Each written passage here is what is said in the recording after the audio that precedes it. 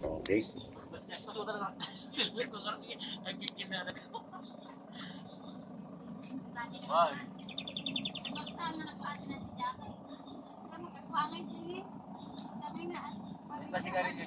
Oh, pwede ba?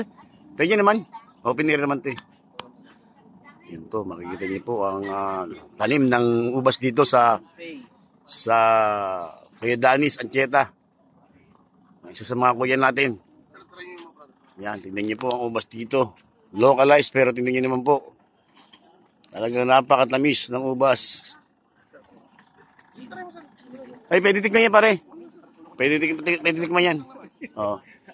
Yan, mamaya pipik kami.